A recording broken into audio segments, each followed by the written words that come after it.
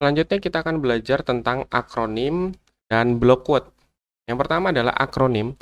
Akronim digunakan kita untuk menuliskan suatu elemen yang memiliki singkatan. Jadi ketika elemen ini kita sorot akan menjelaskan tentang singkatannya. Jadi akronim adalah kata lain dari suatu kata. Oke deh, kita tulis saja deh file baru, kita buat file baru. Kita simpan dengan namanya akronim block quote. .html, jangan lupa titik .html. Kita buat HTML, kemudian kita tab. Kita kasih judul akronim dan block quote.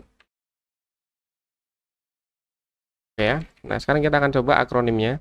Misalnya kita akan ada kalimat saya belajar bahasa Indonesia dengan baik menggunakan KBBI. Nah, jadi KBBI ini ketika kita akan sorot, kita mau memberikan informasi tentang dia. Jadi kita menggunakan akronim. Oke, ini enter saja supaya lebih enak dilihat.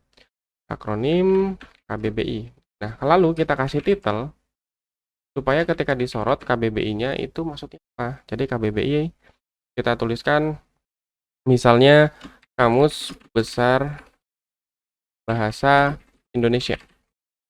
Seperti itu. Coba kita buka di browser. Open in browser. Nah, tampilannya akan seperti ini. Saya belajar bahasa Indonesia dengan baik menggunakan KBBI. Kata KBBI ini akan ada titik-titik bawah di bawah hurufnya. Jadi kalau kita sorot, dia akan berubah jadi Kamus Besar Bahasa Indonesia. Oh, ini kurang D. Indonesia. Nah, sorot Kamus Besar Bahasa Indonesia. Atau kita coba lagi. Misalnya, ini kita kasih BR, kita tulis bawah. Selamat datang di Nice Studio Academy. Nah, seperti ini. Jadi ketika kata-kata Nice Studio Academy kita sorot, kita mau akan tampilkan lagi. Pakai akronim. Oke, di sini kita kasih titel. Misalnya Nice Studio Academy itu adalah tempat belajar pemrograman, desain grafis, animasi, dan jaringan komputer. Misalnya seperti itu. Simpan, terus kita buka. Kalau kita sorot Nice Studio Academy, otomatis akan menjadi apa yang kita tulis di titel. Jadi ini fungsi akronim untuk memberikan tanda kalau misalnya dia itu adalah singkatan atau dia memiliki nama lain. Selanjutnya, kita akan mencoba menggunakan block quote. Nah, block quote itu apa? Block quote itu adalah kutipan panjang yang dapat kita tulis. Jadi kalau misalnya kita membuat elemen, jadi kalau misalnya kita membuat elemen terus tiba-tiba ada kutipan, biasanya dalam buku itu akan ada block quote atau kutipan panjang. Kalau misalnya kutipan pendek kita bisa menggunakan key, dan kutipan panjang kita bisa menggunakan block quote. Oke deh, kita langsung coba.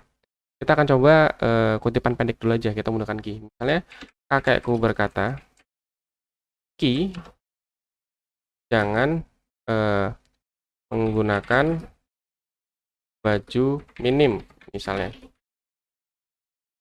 Oke ya, kita simpan, kita refresh tuh. Kakekku berkata, petik, jangan menggunakan baju minim. Nah, jadi itu adalah kutipan pendek, jadi biasanya kalau kutipan pendek itu menggunakan petik, kita kasih BR lagi supaya beda. Kita kasih BR lagi, di bawahnya lagi, untuk block quote. Block quote. Nah, block quote ini adalah kutipan panjang. Biasanya kutipan panjang itu ada agak ngejorok ke dalam, itu agak panjang. Misalnya, tetap semangat belajar coding meskipun itu susah.